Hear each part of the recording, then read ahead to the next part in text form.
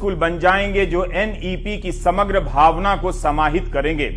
PM Shri स्कूलों में शिक्षा प्रदान करने का एक आधुनिक, परिवर्तनकारी और समग्र तरीका होगा। इसमें खोज उन्मुख, ज्ञान प्राप्ति केंद्रित शिक्षण पर जोर दिया जाएगा। नवीनतम तकनीक, स्मार्ट कक्षा, खेल और आधुनिक अवसंरचना पर भी विशेष ध्यान दिया जाएगा।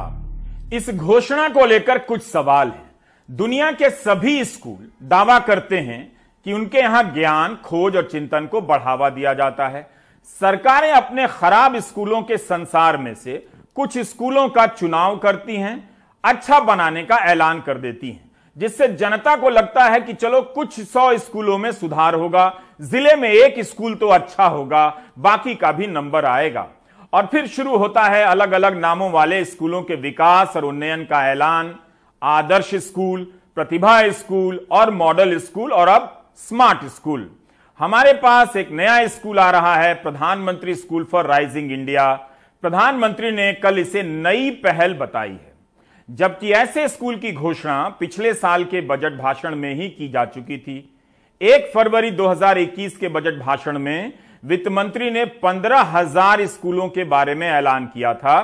कहा था कि नई शिक्षा नीति के जितने भी गुण हैं, उन सभी से इन स्कूलों को लैस किया जाएगा। 1 फरवरी 2021 की घोषणा है, आप सुन लीजिए। More than 15,000 schools will be qualitatively strengthened to include all components of the national education policy. They shall emerge as exemplar schools in their regions, hand-holding and mentoring other schools to achieve the ideals of policy. फरवरी 2021 की घोषणा के बाद 1 साल बीत गया। उस समय भी आशा का संचार हुआ होगा कि कुछ होने वाला है। कहां तो प्रधानमंत्री को यह बताना चाहिए था कि 1.5 साल में कितने पीएम श्री स्कूल बने हैं। इसकी जगह वे ट्वीट करते हैं कि अभी बनाए जाएंगे। आखिर एक ही खबर की हेडलाइन कितनी बार छपेगी? हेडलाइन ही छपती रहेगी या स्कूल भी नजर आएगा? यह सारी खबरें जून 2022 की हैं। केंद्रीय शिक्षा मंत्री धर्मेंद्र प्रधान का बयान है कि देश भर में 15,000 पीएम श्री स्कूल स्थापित किए जाएंगे। 15 महीने बीत गए, मगर अभी भी शिक्षा मंत्री किए जाएंगे की बोली बोल रहे हैं, किए जा चुके हैं नहीं बता रहे।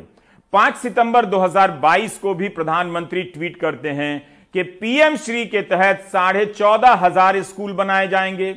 एक तो संख्या 15,000 से 14,500 कैसे हो गई?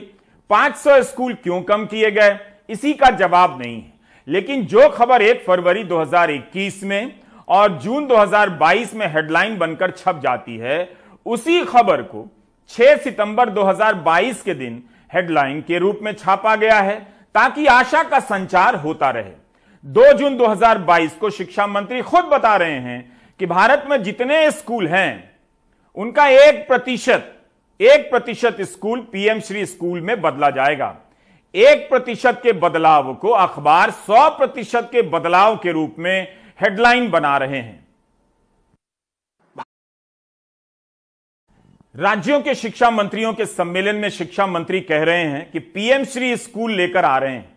वो स्कूल कैसा होगा उसका पता नहीं, क्योंकि मंत्री जी ही कह रहे हैं कि सबके परामर्श से बनाएंगे। तो किस आधार पर इसका ऐलान 1 फरवरी 2021 के बजट में कर दिया गया? और क्या 1.5 साल में इसका खाका भी तैयार नहीं हुआ है कि पीएम श्री स्कूल कैसा होगा? एक चीज समझिए, इस साल केंद्रीय विश्वविद्यालयों के लिए एक प्रवेश परीक्षा कराने की नीति लागू हुई है। जुलाई और अगस्त परीक्षा होने में ही बीत गए। सितंबर के 6 दिन बीत चुके हैं। इस परीक्षा का रिजल्ट किस तारीख को आएगा कोई नहीं बता रहा। छात्रों को अभी तक पता नहीं कि उनका नामांकन किस कॉलेज में होने जा रहा है। प्राइवेट कॉलेजों में पढ़ाई शुरू हो चुकी है। दबाव में आकर छात्र प्राइवेट कॉलेजों में एडमिशन ले रहे हैं, जबकि उन्हें पढ़ना था सरकारी कॉलेज में। इस पर प्रधानमंत्री का बयान नहीं आ रहा है कि पढ़ाई के 3 महीने जो बर्बाद हुए हैं, उसकी भरपाई पीएम श्री योजना के तहत होगी या बर्बादी श्री का माला पहनकर छात्रों को अकेले घूमना होगा। Do you get my point? 2021 के केंद्रीय बजट में पीएम श्री के तहत 15,000 स्कूलों के बनाए जाने का ऐलान होता है। 1.5 साल से अधिक समय बीत जाने के बाद भी प्रधानमंत्री भी ऐलान करते हैं, उसमें भी 500 स्कूल घटा देते हैं। स्कूल अभी बनेंगे नहीं, सब कुछ हवा में है, फिर भी संख्या कम कर दी जाती है। 1.5 साल के दौरान कहीं तो यह काम शुरू हुआ होगा, उसी की तस्वीर ट्वीट कर दी जाती तो पता चलता कि काम चल रहा है। अगर आपको लगता है कि विपक्ष के सांसदों की नजर इस पर नहीं थी तो आप गलत हैं। इस साल राज्यसभा सांसद विवेक तनखा ने पीएम श्री को लेकर सवाल पूछा कि क्या ये स्कूल अलग से बन रहे हैं या केंद्रीय विश्वविद्यालयों के अलावा बन रहे हैं। अगर ऐसा है तो उनकी संख्या बताइए। ध्यान रहे कि जून में धर्मेंद्र प्रधान पीएम श्री का नाम लेते हैं और कांग्रेस सांसद विवेक तनखा भी पीएम श्री स्कूल का नाम लेते हैं। प्रधानमंत्री इस तरह से नई पहल लिखते हैं जैसे यह फैसला 5 सितंबर के दिन हुआ हो। मेरे सवाल का कॉन्टेक्स्ट वाज कि सेंट्रल स्कूल्स को लेके बहुत मारामारी होती है एडमिशन्स की, और एज एमपीज हम लोगों का कोटा था 10 सीटों का, मगर लोग बहुत परेशान होते थे कि हम लोग उनका एडमिशन नहीं करा पा रहे हैं। तो मैंने उस संदर्भ में ये पूछा था कि भाई आप कितने और सेंट्रल स्कूल्स खोल रहे हो और ये सुविधा कितनी और लोगों के लिए बढ़ाओगे, क्योंकि सेंट्रल स्कूल एक मॉडल स्कूल टाइप का हर डिस्ट्रिक्ट में है और काफी लोग चाहते हैं एडमिशन वहां। इसी कॉन्टेक्स्ट में मैंने पूछा कि भाई आप सेंट्रल स्कूल की जगह जो प्राइम मिनिस्टर श्री स्कूल्स आप लोग खोल रहे हो, ये क्या है, कितने स्कूल्स खोलोगे, कहाँ खोलेंगे, उसकी जानकारी मैंने प्राप्त करने की कोशिश की थी। तो उन्होंने उसकी जानकारी ये दी कि हम 15,000 स्कूल्स ऐसे प्राइम मिनिस्टर श्री स्कूल्स खोलने वाले हैं। अब मुझे ये चीज समझ नहीं आ रही है कि एग्जिस्टिंग मॉडल ऑफ स्कूल्स है सेंट्रल स्कूल, केंद्रीय विद्यालय, आप उसको अब आगे बढ़ाना नहीं चाहते हो, एक नई व्यवस्था प्राइम मिनिस्टर श्री स्कूल्स की लाना चाहते हो। क्या ये प्रैक्टिकल है? क्या ये हो पाएगा? और होएगा तो कब होगा, कितने दिनों में होगा? Because admissions in central school is a very big issue in this country. ये सारे स्कूल इस दावे के साथ बनाए जा रहे हैं कि नई शिक्षा नीति के तहत इन्हें सक्षम किया जा रहा है। क्या नई शिक्षा नीति कुछ स्कूलों के लिए होगी, वो भी 1% स्कूलों के लिए? हर दौर में सरकारी स्कूलों को खत्म होने के लिए छोड़ दिया जाता है, उसके बाद सपना दिखाने के लिए कुछ स्कूलों का चुनाव होता है, जिन्हें कभी मॉडल तो कभी आदर्श तो कभी प्रतिभा तो कभी आत्मानंद स्कूल कहा जाता है। आखिर सरकार की नीतियां सभी स्कूलों के लिए एक समान क्यों नहीं होती हैं? फिर कैसे सरकारी स्कूलों के भीतर नए वर्गीकरण के मॉडल बनाए जाते हैं? आदर्श और मॉडल पुराने हो गए तो अब इनका नाम स्मार्ट स्कूल रखा जाने लगा है। मध्य प्रदेश में ही भांति भांति के मॉडल स्कूल हैं, उनकी एक सूची देख लेंगे तो आपका जीवन धन्य हो जाएगा। एकलव्य नाम की संस्था से हमें यह सूची मिली है। CM rise school Madhya Pradesh शिक्षा विभाग एवं आदिवासी विकास विभाग, जिला स्तरीय उत्कृष्ट स्कूल मध्य प्रदेश शिक्षा विभाग एवं आदिवासी विकास विभाग, ब्लॉक स्तरीय उत्कृष्ट स्कूल मध्य प्रदेश शिक्षा विभाग एवं आदिवासी विकास विभाग के तहत। फिर आता है जिला स्तरीय बहुउद्देशीय मल्टीपर्पस स्कूल, ये स्कूल शिक्षा विभाग के तहत आता है। ब्लॉक स्तरीय मॉडल स्कूल मध्य प्रदेश शिक्षा विभाग एवं आदिवासी विकास विभाग के तहत आता है। एकलव्य आवासीय विद्यालय या आदिवासी विभाग के तहत आता है। ज्ञानोदय आवासीय विद्यालय अनुसूचित जाति विभाग है। श्रमोदय आवासीय विद्यालय मध्य प्रदेश श्रम विभाग के तहत आता है। कन्या छात्रावास विद्यालय ये आदिवासी विभाग के तहत आता है। आश्रम शाला आदिवासी विभाग के तहत, इंग्लिश मीडियम आश्रम शाला आदिवासी विभाग के तहत, और कस्तूरबा गांधी बालिका विद्यालय सर्व शिक्षा अभियान के तहत, खेल छात्रावास विद्यालय आदिवासी विभाग के तहत, वैकल्पिक स्कूल राजीव गांधी शिक्षा मिशन अब प्राथमिक शाला, शिक्षा गारंटी स्कूल डीपीईपी अब प्राथमिक शाला के तहत है। सैटेलाइट स्कूल है सर्व शिक्षा अभियान के तहत। मेरी तो सांस फूल गई। यह सिर्फ मध्य प्रदेश का है। स्कूलों के इन वर्गीकरण से हमें क्या मिलता है? पहले ही क्या इनकी संख्या कम है जो अब पीएम श्री और सीएम राइज आ रहा है। बाकी राज्यों में भी इस तरह की सूची बनाई जा सकती है और फिर पूछा जा सकता है कि इस सूची में आप सीएम श्री या पीएम श्री स्कूल जोड़कर ऐसा क्या क्रांतिकारी हासिल करने वाले हैं? क्या इसके पहले यह नहीं बताना चाहिए कि इन अलग अलग वर्गीकरण वाले मॉडल स्कूलों से क्या लाभ हुआ? प्रथम नाम की संस्था की ही कई साल से सालाना रिपोर्ट आ रही है कि 7वीं पास छात्र गणित के बुनियादी प्रश्नों को हल नहीं कर पाते हैं। मध्य प्रदेश में जो सीएम राइज बन रहा है वो पीएम श्री से अलग होगा या उसी योजना का विस्तार है? अगर यही श्रेष्ठ स्कूल है तो सभी स्कूलों को एक साथ सीएम राइज या पीएम राइज क्यों नहीं बना दिया जाता है? यहां सीएम राइज स्कूल कराहल में हम शुरू कर रहे हैं, वो केवल कराहल के लिए नहीं होगा।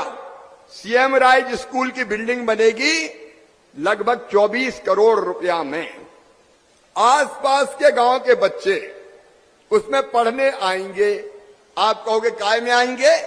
तो बस उनको स्कूल से लेने जाएगी और 20-25 किलोमीटर दूर के गांव हैं, वहां से बच्चों को बिठाएगी, स्कूल लेके आएगी और शाम को वापस घर छोड़ेगी। इन स्कूल में लाइब्रेरी होगी, इन स्कूलों में प्रयोगशाला होगी, इन स्कूलों में स्मार्ट क्लास होगी। ये प्राइवेट स्कूलों से बढ़िया स्कूल गरीबों के बेटा बेटियों को बना के देंगे ताकि हमारे बच्चे भी ढंग से पढ़ पाए।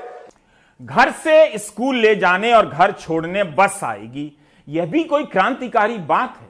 यह काम तो दुनिया के स्कूलों में जाने कब से हो रहा है। हर स्कूल में बस होती है, अगर नहीं तो होनी चाहिए। लाइब्रेरी, प्रयोगशाला, इमारत, खेल के मैदान होने को इस तरह से बताया जा रहा है जैसे अभी पिछले रविवार को भारत ने स्कूलों के लिए इन खूबियों का आविष्कार किया है। बड़े आकार में लिखा है कि मध्य प्रदेश में 30,000 शिक्षकों की कमी है। देखिए, एक बात समझ लीजिए, स्मार्ट स्कूल नए एम्बुलेंस हैं। जिस तरह नेता एम्बुलेंस का उद्घाटन कर यह उम्मीद बांट देते हैं कि कुछ हो रहा है और जनता समझ जाती है कि अस्पताल बन गया है, उसी तरह से स्मार्ट स्कूलों के साथ होने लगा है। बिना शिक्षकों के ना तो स्कूल हो सकता है, ना बिना डॉक्टरों के कोई अस्पताल। अस्पताल में डॉक्टर नहीं होंगे तो एम्बुलेंस किसी काम की नहीं। जब शिक्षक ही नहीं तो शिवराज सिंह चौहान बताएं कि इन बच्चों को कौन नए भारत के निर्माण के लिए गढ़ रहा है? बीवियां शादी के बाद इतनी बोरिंग क्यों हो जाती? यहां खड़े होकर मैं करता हूं। शिक्षक नौकर नहीं है, शिक्षक निर्माता है, निर्माता। और इसलिए आपका जो काम है वो काम नौकरी का काम नहीं है। आप ये भूल जाओ कि आप कोई नौकरी करने वाले शासकीय सेवक है।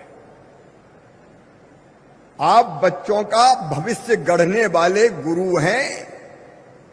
और मैं अच्छी तरह जानता हूं, आप जैसे बच्चों का भविष्य गढ़ेंगे, बच्चे वैसे ही आने वाले समय में भारत गढ़ के दे देंगे, मध्य प्रदेश बना के दे देंगे। क्या हमारे शिक्षक इन बातों से कभी नहीं उबेंगे कि वे राष्ट्र निर्माता हैं तो पता नहीं क्या क्या हैं? फिर शिक्षा की हालत इतनी खराब कैसे है? इसके लिए केवल शिक्षक ही तो जिम्मेदार नहीं। क्या शिक्षकों को यह हकीकत नहीं मालूम कि उन पर चुनाव से लेकर तमाम सरकारी योजनाओं के सर्वे का काम लाद दिया जाता है? उनका समय पढ़ाने पर कितना और इन कामों पर कितना खर्च होता है? अगर देश के भविष्य के लिए उनका होना इतना ही जरूरी है तो देश के हजारों सरकारी स्कूलों में शिक्षक क्यों नहीं है? शिक्षकों को अब ऐसी बातों से दूर रहना चाहिए।